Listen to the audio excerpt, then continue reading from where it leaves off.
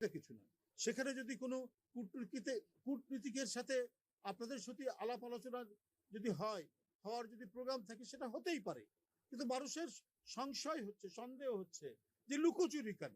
আমি মনে করি যে এর মধ্যে এদেশের বিপুল সংখ্যাগরিষ্ঠ মানুষের, আমি বলবো জনগণের আকাঙ্ক্ষার অনেকখানি প্রতিফলন আছে। তারা যেটা আকাঙ্ক্ষা করছে এবং যে সেন্টিমেন্ট, সেই সেন্টিমেন্টের আমি বলবো যে প্রায় অধিকাংশই এর মধ্যে প্রতিধ্বনিত হচ্ছে। অল্প কিছু তো সেটা থাকতেই পারে, কিন্তু ঢালাওভাবে কোনো আমি মনে করি কারো দিক থেকেই কোনো মন্তব্য করা উচিত না। কারণ আমরা যেটা দেখেছি, গণতন্ত্রের যে মূল স্পিরিট, যে চেতনা, সেইটা এই যে সনদ, সেই সনদের মধ্যে অনেকটি প্রতিফলিত। আমি অন্তর্বর্তীকালীন সরকারের প্রধান ডক্টর মোহাম্মদ ইউনূস সাহেবকে আমি ধন্যবাদ জানাই যে জনগণের দাবি, মানুষের আকাঙ্ক্ষা, সেই আকাঙ্ক্ষাকে তিনি ধারণ করে তিনি রমজানের পূর্বেই নির্বাচন ঘোষণা করেছেন। আমি মনে করি তিনি শুধু রাজনৈতিক দল নয়, জন আকাঙ্ক্ষার প্রতি শ্রদ্ধা জানিয়ে তিনি এই ঘোষণাটা দিয়েছেন। এবং আজকে আমরা যেটা খবরের কাগজে দেখেছি, নির্বাচন কমিশনকে প্রধান উপদেষ্টার কার্যালয় থেকে চিঠিও দেওয়া হয়েছে যে অতি শীঘ্র শিডিউল ঘোষণা করা এবং নির্বাচনী কাজকর্ম শুরু করা।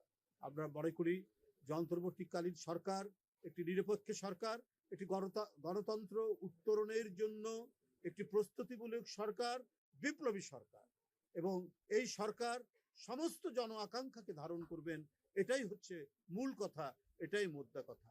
সেই কাজটি তিনি এখানে করেছেন, আমরা তার প্রতি শ্রদ্ধা জ্ঞাপন করছি এবং আমরা আশা করি এদেশের মানুষ অনেক দিন, প্রায় 16-17 বছর একটা অবাধ সুষ্ঠু নির্বাচনে যে ভোট দেবে, সেই ভোট তারা দিতে পারেনি। আজকে যাদের বয়স 30-32 বছর, তারাও ভোট দিতে পারেনি প্রায় 16 বছর।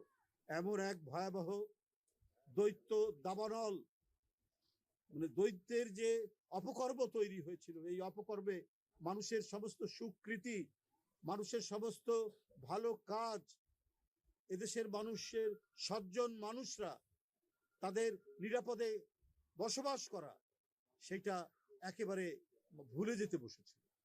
আজকে ছাত্র জনতার এই অভূতপূর্ব গণ অভ্যুত্থানে ওই স্বৈরাচারের বিদায় হওয়া, ফ্যাসিবাদের বিদায় হওয়ার পর সেই সম্ভাবনাটুকু তৈরি হয়েছে এবং অন্তর্বর্তীকালীন সরকারের প্রতি জনগণের বিশ্বাসও সেই কারণেই রাখা হয়েছে।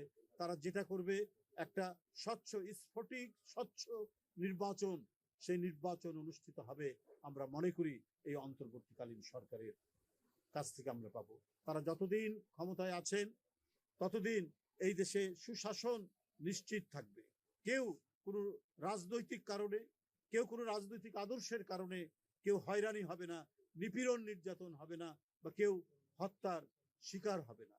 এইটা আমরা বলতে চাই। কোনো ধরনের, আমি মনে করি কোনো ধরনের রাজনৈতিক ষড়যন্ত্র চক্রান্তের দিন শেষ হয়ে যাবে।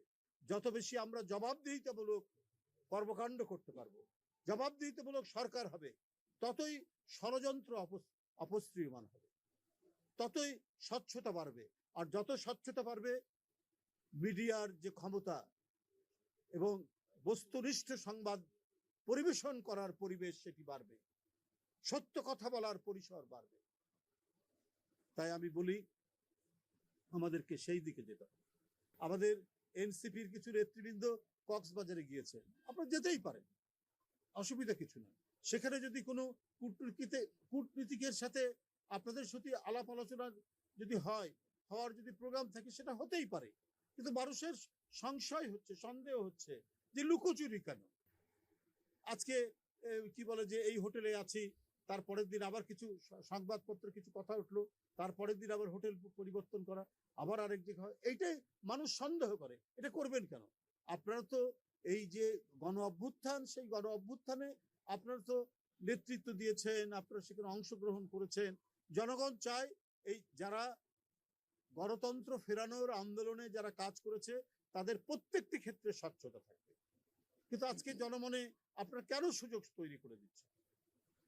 কেন আপনাদের নিয়ে বিভিন্ন কথা উঠছে? আপনারা যে কোনো কাজেই যেতে পারেন, যে কারোর সাথে সাক্ষাৎ করতে পারেন, সভা করতে পারেন, ওটা প্রকাশ্য জানিয়ে দিন, সেটা আপনারা মিডিয়াকে বলেন, তাহলে তার কোনো প্রশ্ন আসে না। এই লুকোচুরি করলে তো মানুষ নানা ষড়যন্ত্র খুঁজবে, মানুষ নানা ধরনের এখান থেকে নানা কাহিনী রচিত হবে। এইটা হওয়া উচিত না।